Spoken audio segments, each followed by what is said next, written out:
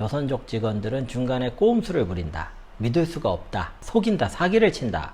귀임을 하는 또 주재원들이 한국에 가서 이렇게 얘기를 하는 거예요. 조선족 믿지 마라. 속임수 친다.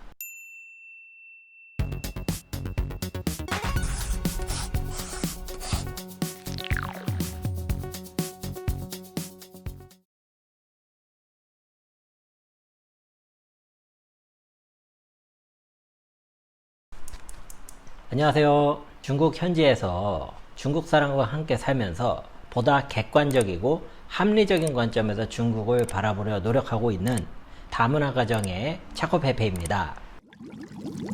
자, 지난 시간에 이어가지고요, 중국 조선족에 대해서 계속 이야기를 해보고 있습니다. 두 번째 챕터에서는요, 제가 한국이 아니고 중국 현지에서 겪었던 조선족에 대한 이야기를 좀 나눠보려고 합니다. 특히 제가 유학생 신분으로 있었던 것과 중국 주재원 신분, 교민 신분 이렇게 있었던 것을 가지고 한번 가급적 기업 관점에서 만나게 되는 중국 조선족 이야기를 해보려고 합니다. 90년대 이후에 중국에 진출한 기업 그리고 주재원들은요, 대부분 조선족들을 통해서 회사 안팎에서 의사소통을 했다고 봐도 무방합니다. 다시 말해서요, 중국 조선족 분들한테 상당히 의존을 많이 한 상태로 기업 운영을 해왔다는 것을 한국에 계신 분들이 아실 필요가 있습니다. 특히 이런 한국의 발전하는 모습을 가지고요, 굉장히 부러워했던 나라가 일본입니다. 일본은 중국이 개혁개방하고 나서 계속해서 일본 기업들이 중국에 들어갔지만요,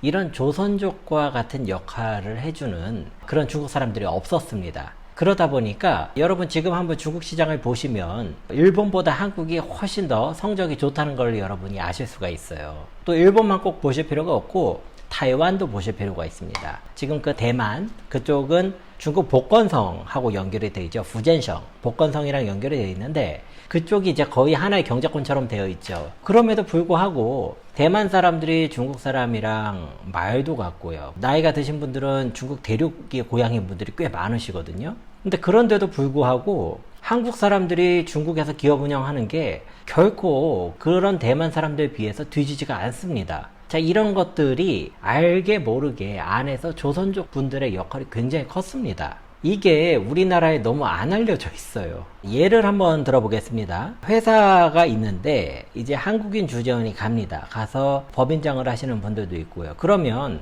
기본적으로 회사면은 내부 회의를 할 거 아니에요. 월요일에 조회를 한다든지 회의를 하게 되면 중국어로 소통을 하지 않으면 이걸 어떻게 하겠습니까? 자, 그런데 회사에서 내부 회의를 하고 이렇게 잡담까지 나누는 정도 중국어로 하려면요, 제가 실제로 여러분한테 겪어보고 말씀드리는데요, 대학교 4년 동안 중어중문학과 중국어 배운 거 가지고 그거 불가능합니다. 그 실력으로는 그게 되는 게 아닙니다. 그렇기 때문에 대부분의 회사들이요, 조선족 직원이 통역을 하는 방식으로 해서 내부적으로 회의도 진행을 하고 고객사도 만나고 중국 협력사도 만나고 이렇게 해왔던 겁니다. 자, 이런 과정에서 한국 회사가 중국에 진출을 해서 현지에 있는 직원을 뽑을 때에 조선족 직원한테 요구되는 스펙과 같은 것들은요, 일반적인 다른 한족 직원들보다는 훨씬 좀 관대했던 게 사실입니다. 근데 그도 그럴 수밖에 없었던 게 이 통역이라는 업무 자체가 여러분 이거를 실제로 전문적으로 하시는 분들은 아시는데 보통 어려운 문제가 아닙니다.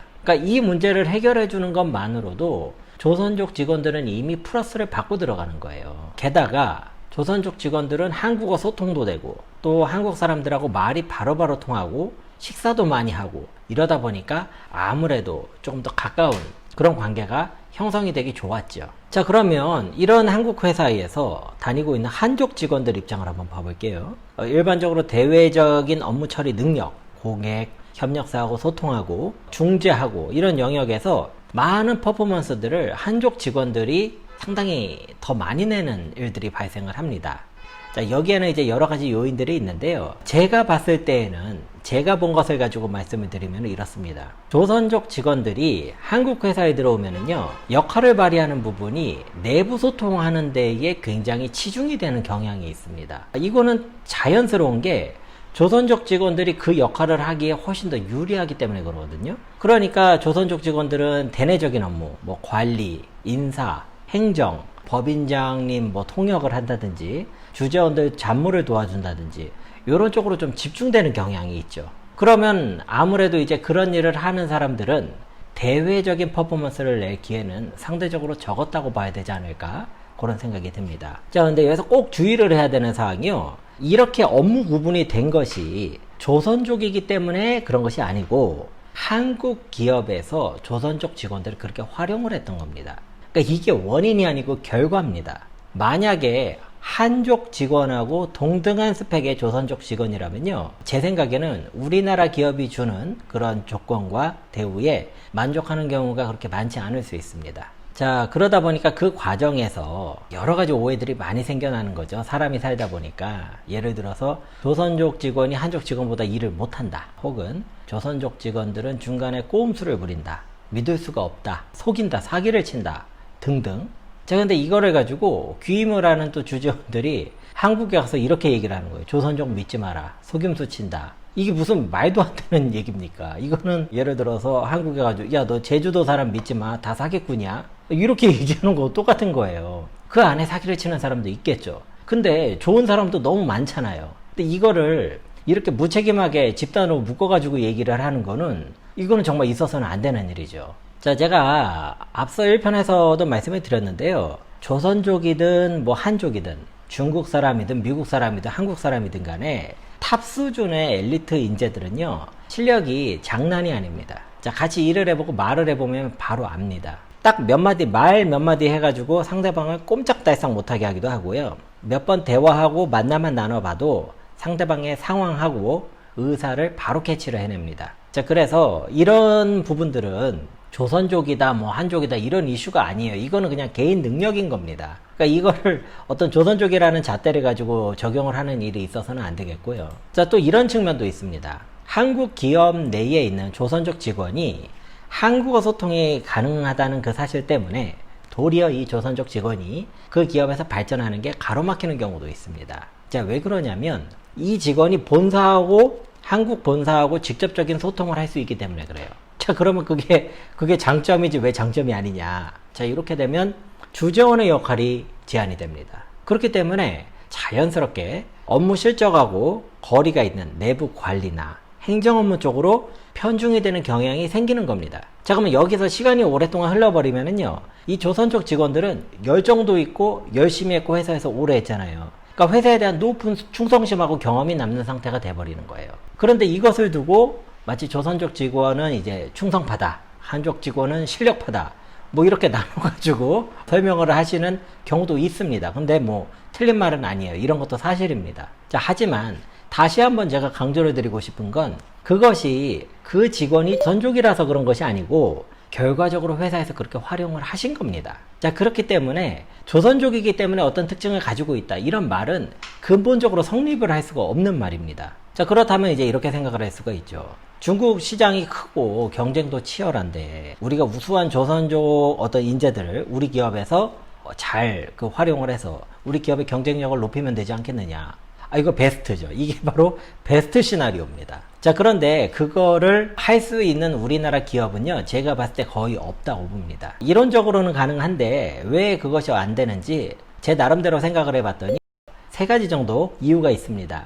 첫 번째는요, 중국에 진출한 한국 기업 중에서 실력이 우수하고 특출한 조선족 직원에 대해 충분한 대우를 해줄 만한 준비가 된 한국 기업이 거의 없습니다. 그냥 없다고 보셔도 됩니다. 출중한 조선족 직원이라면 한국 기업이 아니라 그냥 내가 조선족이다 뭐다 말하지 말고 그냥 중국 사람이다, 근데 일 잘한다, 이러한 어떤 그 내용을 가지고 중국 기업이거나 아니면 다른 글로벌 컴퍼니로 가버리는 거죠. 자, 두 번째로는 뛰어난 조선족 직원이 함께 한다고 해도요, 그 직원한테 힘을 실어주지를 못합니다. 한국 주재원들을 중심으로 해서요, 일종의 장벽이 만들어지는 경향이 있다라고 보셔도 될 것 같아요. 그런 일들이 이제 반복되다 보면 한국 기업 안에 있는 조선족 직원들이 그 조직 안에서 성공을 하려기보다는 내가 최대한 적은 인풋을 들이고 최대한 많은 아웃풋을 가져가야겠다 라는 전략으로 선회를 하는 겁니다. 사실 이게 더 큰 낭비죠. 자, 3번째는 우리 기업의 경영진이나 주재원들이 조선족 직원들에 대해서 이중적인 잣대를 들이미는 경우가 많아요. 필요에 따라서는 중국인 직원으로 대우를 하고, 또 상황에 따라서는 같은 민족으로 마음대로 막 기준을 바꿔대기 때문에 조선족 직원 입장이라면 불만이 누적되기가 아주 좋은 구조입니다. 그렇기 때문에 이게 이제 앞으로 나한테 어떤 기준을 들이댈지 모르니 일단 거리를 두자, 이런 식의 풍조가 생겨나기가 좋습니다. 자, 그래서 90년대까지만 하더라도요, 중국에 진출한 한국 기업에서 한국인 주재원들하고 조선족 직원들이 정말 가족같이 서로 의지를 하면서 열심히 일을 하고 했던 모습들이 굉장히 많았다고 합니다. 그런데 이제 시간이 흐르면서 조선족 직원들은 조선족 직원들대로, 그다음에 한국 사람들은 한국 사람들대로 서로에 대한 불신이 많이 생겨났던 것 같아요. 이 부분이 이제 주로 회사, 기업적인 측면에서 말씀을 드렸고요. 일반적으로 이제 교민 생활을 한다든지 하시는 경우도 보면 이상하게, 저도 이제 그런 경험들을 종종 하는데, 똑같은 서비스에 대해서 물어봐도 이제 조선족 분들이 하시는 데에 제가 한국 사람이라고 밝히고 얘기를 하면 자꾸 편법으로 하는 거를 알려주세요. 자꾸. 저는 이제 정상적인 프로세스를 밟고 싶은데 이분들이 돈을 요만큼 더 나게한테 주면은 내가 이렇게 편하게 해주겠다. 근데 들어보니까 그게 불법이에요. 그래서 이런 거가 은근히 많습니다. 교민사회에서. 근데 이게 항상 서비스라는 거는 그 시장의 수요를 따라가게 돼 있거든요. 그러니까 한편으로 그렇게 이렇게 그 뒤로 돌아가려는 그런 한국 분들이 많으셨던 모양이에요. 그러니까 이제 조선족 분들은 또 거기에 맞춘 맞춤형 서비스를 또 제공하기도 하고, 뭐 그거를 보는 한국 사람들은 조선족들은 이렇게 사기를 치나 이런 식으로 이제 오해를 하시고, 이게 지금 전체적인 것들을 보지 못하고 굉장히 일부의 모습들을 보면서 서로가 오해를 하고 있지 않은가, 이런 생각을 많이 해봅니다. 자, 그래서요, 이 정도로 제가 중국 현지에서 만났던 중국 조선족 분들에 대한 이야기를 한번 좀 마무리하려고 합니다. 다음 시간에는 한국 사람들이 조선족에 대해서 자꾸 오해를 하게 되는 이유가 뭘까, 여기에 대해서 제가 생각한 것들을 좀 공유를 해드리도록 하겠습니다. 제 영상을 시청해주셔서 감사하고요. 내용이 괜찮으셨다면 딱 5초만 투자를 하셔서 구독과 좋아요를 부탁드리겠습니다. 감사합니다.